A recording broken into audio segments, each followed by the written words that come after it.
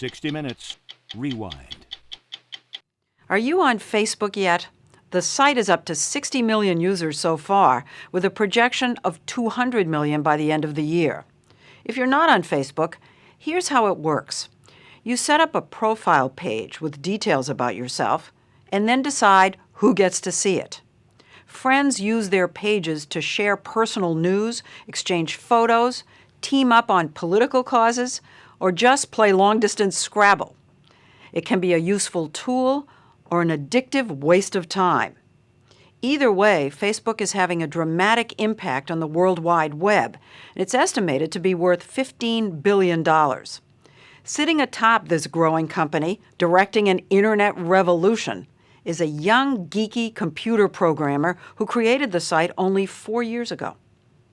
This is the face of Facebook, Mark Zuckerberg, the mogul who's guiding its extraordinary growth. What everyone wants to know is he old enough to be running a company some people say is the biggest thing since Google? Tell everyone how old you are.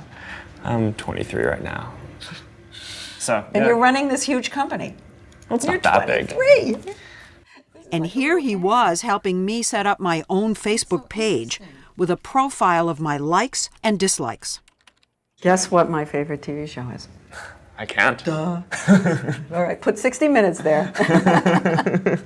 Next, we added my friends, family. That's my son-in-law, old classmates. Within a few minutes, I got a friend request. Here's a guy I haven't talked to in 2 years, and I'm so thrilled to hear from him. Mark. This is why so many find the site addictive. In a world with no cell phone or email directories, Facebook has become a way to find lost friends. Right. I mean, it used to be the case, like, you'd switch jobs, and then maybe you wouldn't keep in touch with all the people that you knew from that old job, just because it was too hard. But one of the things that Facebook does is it makes it really easy to just stay in touch with all these people. Of course, if someone tries to friend you, you can ignore them. And privacy settings allow you to deny access to your page, say, to your boss or your parents. Good afternoon, Facebook. How may I help you? Facebook headquarters in downtown Palo Alto looks like a dorm room. The 400 employees who get free food and laundry show up late, stay late, and party really late. Zuckerberg, who's made the cover of Newsweek and is reportedly worth $3 billion, sits at a desk like the other software engineers writing computer code. Have you changed your lifestyle? You don't look like you're buying really expensive clothes. No, I'm not buying really expensive clothes. Are you buying things? Are you buying things that you would No, I have a little, like, one-bedroom apartment with a mattress on the floor. That's where I live. It's almost like a Disney movie. Right. 23-year-old kid takes over a Right. major company. Right. Kara Swisher, who used to write about Silicon Valley for the Wall Street Journal and now has a blog, All Things Digital, has called him the toddler CEO. What do you think it's done to him as a person to be 23 years old? I think it's hard. I think when all of a sudden you're the smartest person in the world and you're the meal ticket for everybody, and this is the big hit. This is the new Google at this point. And so Mark is under a lot of pressure because everybody wants something from him. Like the founders of Google, Larry Page and Sergey Brin, Mark Zuckerberg is looked up to in Silicon Valley as a visionary. You seem to be replacing Larry and Sergey as the people out here who everyone's talking about. You're just staring at me. Is that a question? Yeah. We were warned that he can be awkward and reluctant to talk about himself. So we turned for help to his Facebook page, which says he's a Harvard alum. You're not a Harvard alum. That's true. We don't have a setting for dropout, so... He dropped out of Harvard in 2004, where he was intending to study psychology. His mom is a psychiatrist. Here she is on Facebook. His dad's a dentist. Mark was a computer whiz early on, writing software in 6th grade. In his second year at Harvard, he built a site where students could rate or berate the looks of classmates through ID photos he lifted off Harvard's computers. You got into deep trouble from this little prank. Yeah. Well, Harvard was just not happy that I was using their images and... Yeah, well, they said you hacked. Mm-hmm. Did they punish you? Yeah, it was put on some sort of, I don't know, what do you call it? Probation? Sure.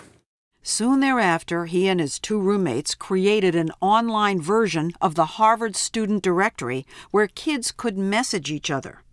They called it the Facebook and launched it from their dorm room. Within 4 months, they had expanded to 40 colleges and over the summer moved to Palo Alto. But Mark had done code writing for some upperclassmen with a similar idea, and they have filed a lawsuit.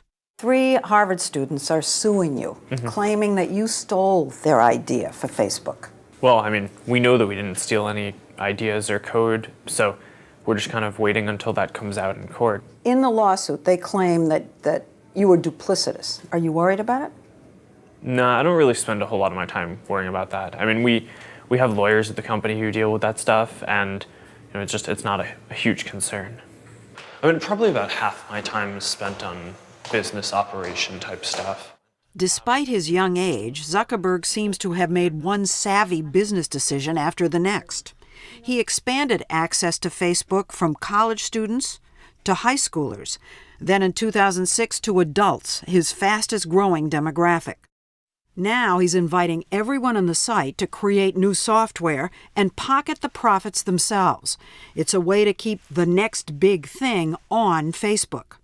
New programs emerge daily, like Facebook Scrabble.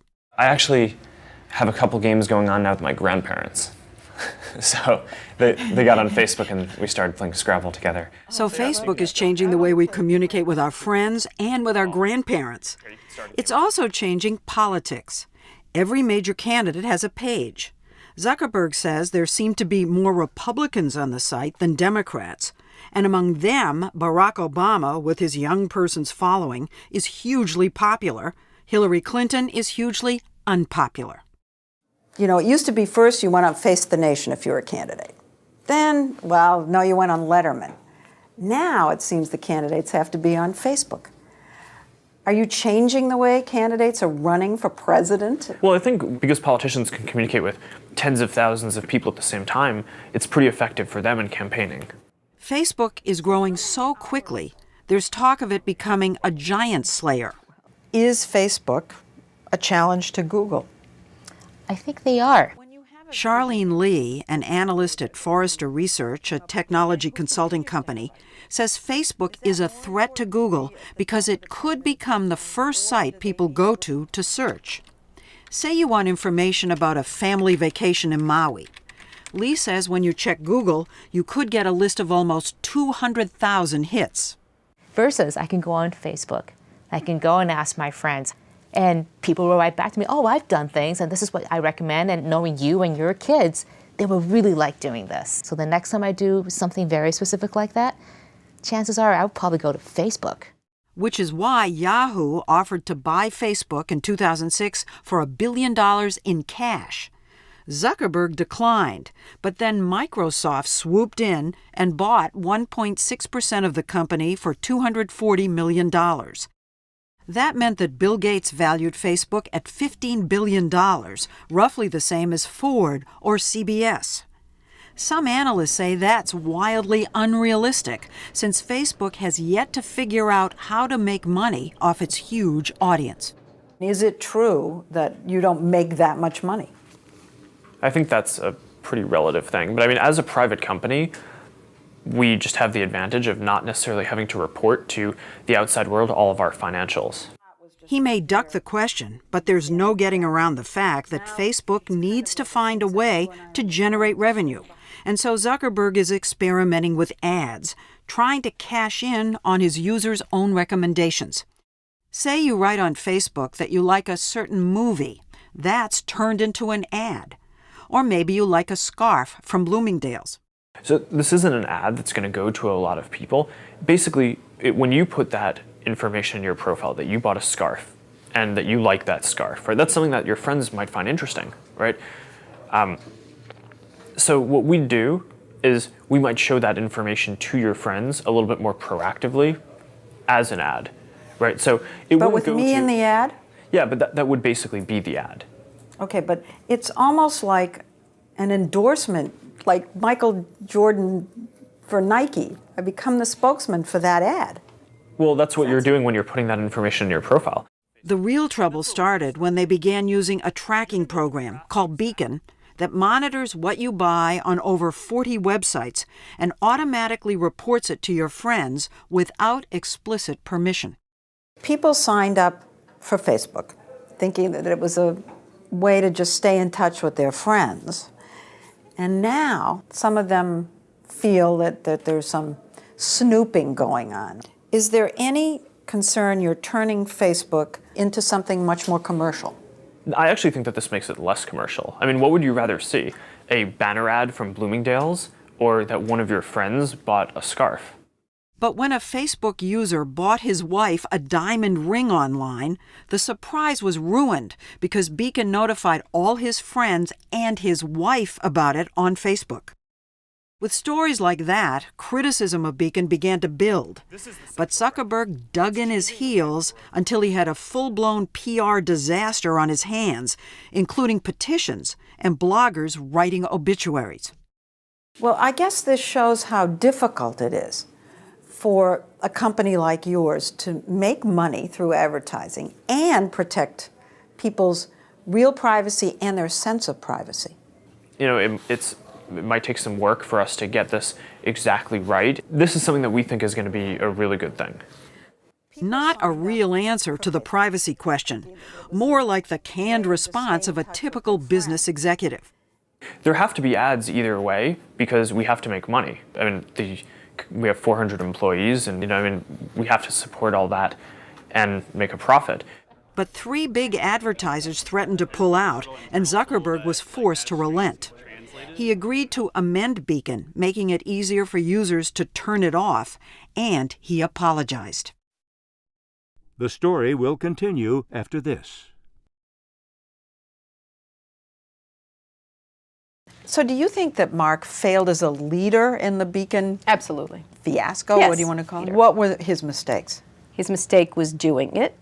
Doing it, period. His mistake was not explaining it to people. His mistake was not backing off very quickly when it was clear that it was a problem. I just feel like you see some of these mistakes they're making very early on, and you worry where the judgment is. Is he a good CEO?